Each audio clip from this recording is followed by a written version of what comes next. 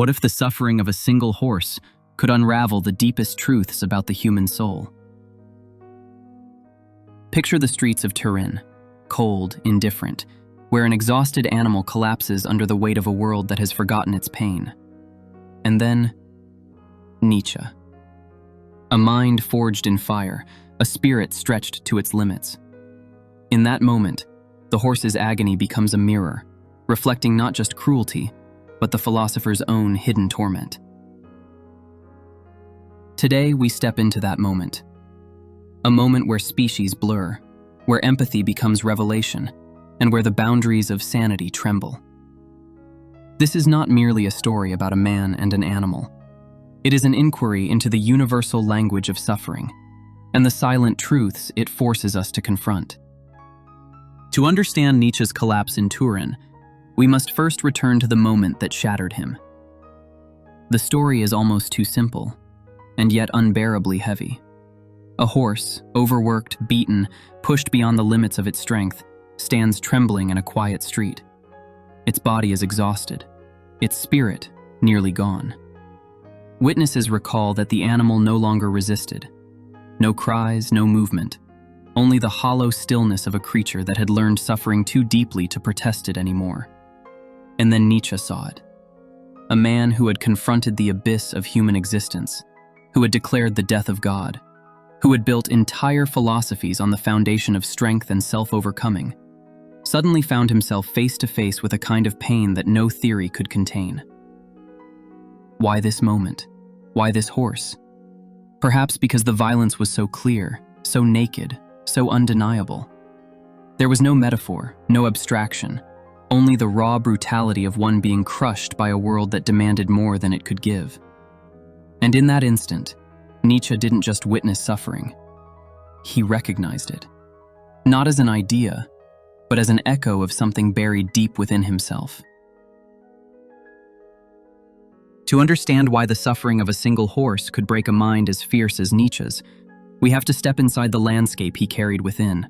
By the time he arrived in Turin, Nietzsche was already living at the edge of his own endurance. His philosophy had led him into territories few dared to explore. He confronted the void left by a world without God, and in The Gay Science he wrote, "God is dead. God remains dead, and we have killed him." But removing the divine foundation meant he had to face the dizzying responsibility of rebuilding meaning from nothing. That burden, brilliant, radical, isolating, was one he carried entirely alone. His body, too, had turned against him. Crippling migraines, progressive neurosyphilis, failing eyesight, and a lifetime of solitude carved deep trenches in his spirit. Each book he wrote, Thus Spoke Zarathustra, Beyond Good and Evil, on the genealogy of morals, was forged through pain, like a blade hammered in fire. In his letters, he confessed a truth he rarely admitted openly. I am not a man, I am dynamite. But dynamite is unstable, and Nietzsche was nearing his breaking point. The horse on the street was more than an injured animal. It was an externalization of everything Nietzsche had endured internally: exhaustion, misuse, misunderstanding, and the crushing weight of existence. Where the animal stood silent, Nietzsche had used philosophy as his cry. Where the horse collapsed physically, Nietzsche was collapsing inwardly. And where the world demanded more than the horse could give, Nietzsche felt a lifetime of demands pressing down on his own fragile mind. The horse's pain was not separate from his own. It was a mirror held up by fate. At first glance, the horse and the philosopher seemed to belong to different worlds, one driven by instinct, the other consumed by thought. But in that fragile moment on a Turin street, their worlds collided, revealing a truth Nietzsche himself hinted at in Thus Spoke Zarathustra. All beings suffer. All beings long to escape their suffering. The horse had been pushed past its limits, used until it could no longer stand. Nietzsche, too, had been stretched by life, misunderstood by peers, rejected by academia, and isolated by a philosophy that few around him could grasp. Both had been driven by forces beyond their control. Both had been asked to endure more than they could bear. This is the essence of the mirror effect. When Nietzsche saw the horse beaten, He wasn't just witnessing brutality. He was witnessing a reflection of himself, his exhaustion, his loneliness, his years of intellectual and physical torment, given shape in another living being. The horse's bowed head became his bowed spirit. Its trembling legs mirrored his trembling sanity. Its silence echoed the silent cries Nietzsche carried through decades of suffering. In Beyond Good and Evil, Nietzsche wrote, "To see differently is to see truly." And in that moment, he saw differently. He saw himself not as the untouchable thinker, not as the herald of the Übermensch, but as a vulnerable creature trapped in a cycle of pain, just like the horse. This was empathy, yes, but also overload, an emotional rupture where the boundaries between self and other dissolved. The philosopher who dissected human suffering suddenly felt it in its rawest, most unfiltered form. The horse's trauma poured directly into him, overwhelming the fragile equilibrium he had barely been maintaining. For Nietzsche, this was the final drop in a vessel already overflowing. The philosopher's mind, stretched to breaking by decades of brilliance and agony, finally cracked, reflected in the suffering eyes of an animal who could no longer fight back. What unfolded in Turin was more than a moment of empathy between a man and an animal. It was a revelation about the nature of suffering itself. Pain, in its purest form, respects no boundaries. It does not ask whether the being who feels it is human or animal, philosopher or laborer. It simply exists, and in its existence, it demands recognition. Nietzsche understood this on a philosophical level long before he felt it so viscerally. In On the Genealogy of Morals, he wrote that suffering is the engine of human depth, the force that shapes our values, our stories, even our moral frameworks. But what he saw in the horse was suffering stripped of all complexity, stripped of language, culture, and thought. It was pain in its most elemental state. And suddenly, Nietzsche's own agony, once filtered through ideas, metaphors, and intellectual struggle, stood revealed in the same raw simplicity. This is the universal language of pain. A language spoken without words, understood without translation.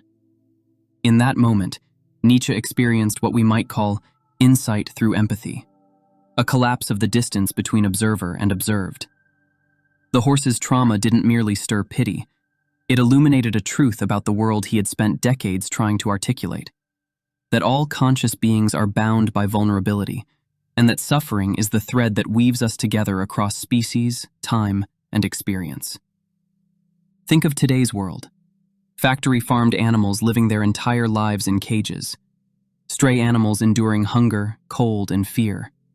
Beings whose pain we rarely acknowledge.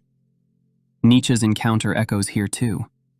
It forces us to ask, if pain is universal, what does it say about us when we choose to ignore it?